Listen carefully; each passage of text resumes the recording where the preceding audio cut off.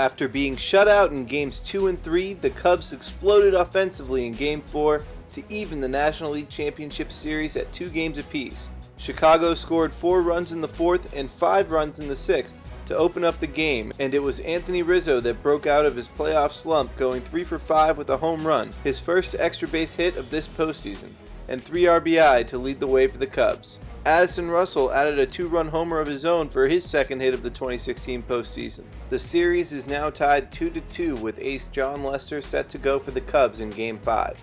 The Dodgers will counter with Kenta Maeda at Dodger Stadium Thursday at 8 p.m.